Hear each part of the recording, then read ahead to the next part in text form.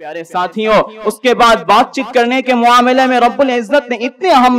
اہمیت کی کہ آپ سے نہیں بلکہ آپ کے سامنے بلند آواز سے بات چیت کرنے پر بھی حبت عمل کی وعید کیا گیا ہے۔ چنانچہ ارشاد ہوتی ہے یا ایھا الذین آمنوا لا ترفعوا اصواتکم فوق صوت النبی ولا تجهروا له بالقول كجهر بعضکم لبعض ان تحبط اعمالکم وانتم لا تشعرون، جس کا خلاصہ یہ ہے کہ ایمان والو، نبی کے سامنے اپنی آواز اونچی مت کرو۔ یاد رکھنا، دشمن نبی کی کوئی شخصی تعارف نہیں ہو سکتی، نہ ہی ان کی کوئی سیاسی تعارف ہے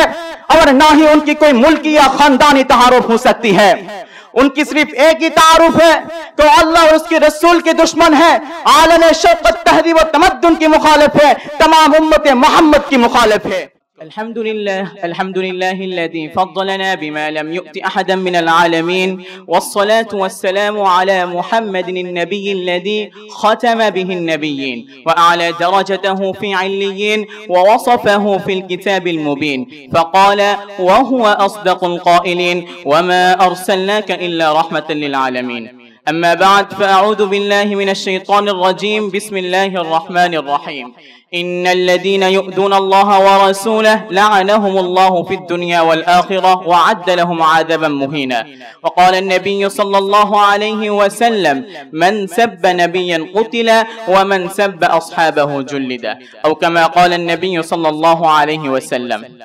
انجمن اتحاد طلبہ فیض کے ماتحت منعقدہ سالانہ جلسہ مسابقہ کے جناب مدیر محترم اور میرے اساتذہ اور دیگر حضرت سامعین، آج میں آپ کے سامنے جس موضوع پر لب کشائی کرنے کا ارادہ کر رہا ہوں وہ ہے گستاخ رسول قرآن اور سنت کی روشنی میں۔ خدا تعالیٰ کی توفیق شامل حال ہو تو اس بارے میں ذرا سا روشنی ڈال لوں گا۔ پیارے ساتھیوں،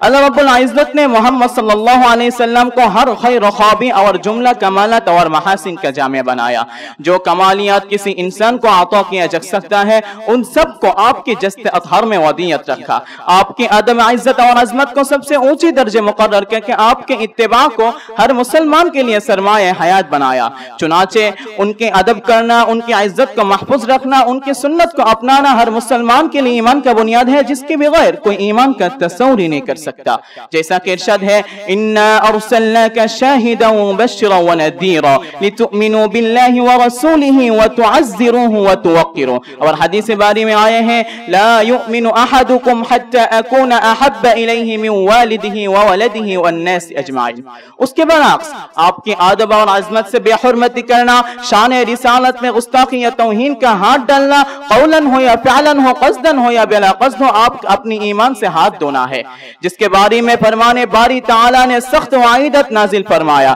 یہاں تک کہ ہر وہ چیز جو شان رسالت میں بے ادبی کرے اور آپ کو ایذا پہنچانے کا ذریعہ ہو سکتے ہیں، رب العزت نے ان سب کو حرام قرار دیا۔ چنانچہ بارگاہ معارب رسالت کا لحاظ نہ رکھنا اور آپ کو ایسی الفاظ سے بلانا جو غلط معنی کا احتمال رکھتے ہو، رب العزت نے حرام شمار کیا۔ ارشاد ہوتی ہے ان الذين ينادونك من وراء الحجرات اكثرهم لا يعقلون۔ دوسری آیت میں ارشاد ہوتی ہے یا ایھا الذين آمنوا لا تقولوا راعنا وقولوا انظرنا واسمعوا۔ پیارے ساتھیوں، اس کے بعد بات چیت کرنے کے معاملے میں رب العزت نے اتنی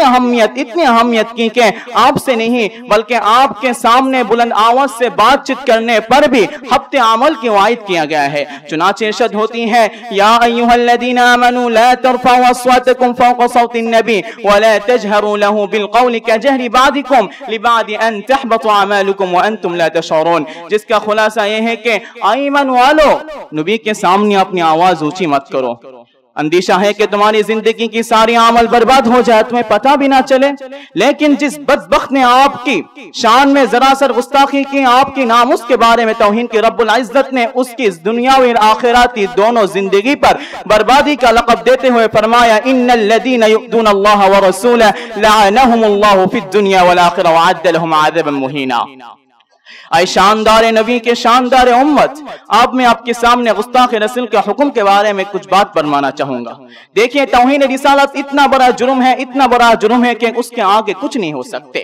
کیونکہ اللہ کا سفیر کا توہین کرنا دراصل اس کا ہی توہین کرنے کا جیسا ارشاد فرمان باری تعالیٰ ہے قد نعلم انه ليحزنك الذي يقولون فانهم لا يكذبونك ولكن الظالمين بآيات الله يجحدون۔ چنانچہ جو بھی اللہ اور اس کے رسول میں شان کی توہین کرے گا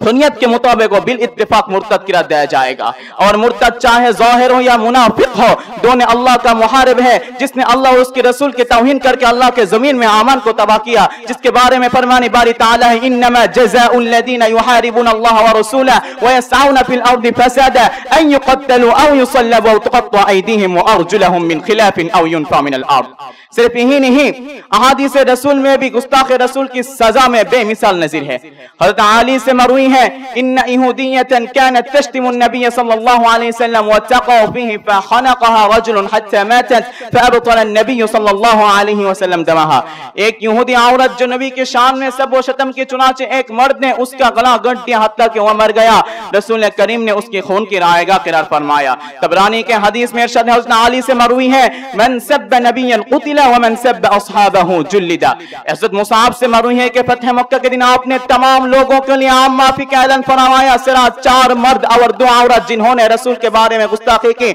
आपने उनके बारे में अपनी जुबान गौहर भाषा से इरशाद फरमाया, उक़्तुलूहुम व इन वजदतुमूहुम मुतअल्लिक़ीन बिअस्तारिल काबा। प्यारे साथियों, दौरे सहाबा से लेकर आज तक तमाम उलमा इस बात पर मुत्तफिक हैं कि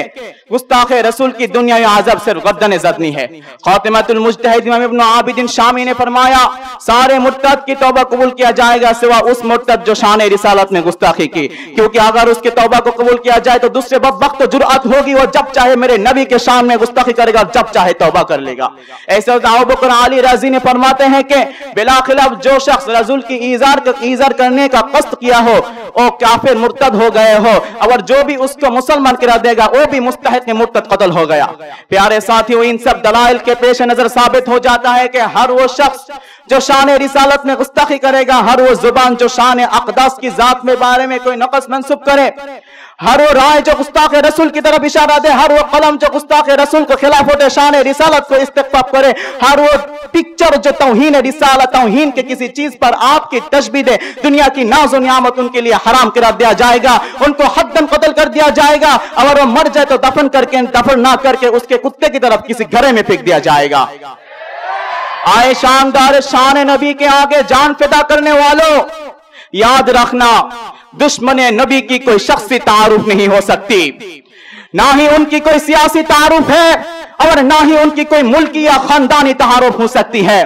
उनकी सिर्फ एक ही तारुफ है तो अल्लाह और उसके रसूल के दुश्मन है, आलम शौकत तहजीब व तमद्दुन की मुखालिफ है, तमाम उम्मत मोहम्मद की मुखालिफ है। उनकी उक़ूबत के बारे में हतमी फैसला यह होगा कि उनको हत्तन कत्ल कर दिया जाए, चाहे वो हुकूमत या सियासी का कितना बड़ा हस्ती क्यों ना हो, शान रिसालत के आगे उसका कोई हैसियत नहीं हो सकती। अगर जरूरत पड़े तो अपनी जान भी गवा लगा देंगे, अपनी अहल सबको खो देंगे, मगर शान रिसालत के आगे खामोश बैठने का हम कबूल कर नहीं सकते।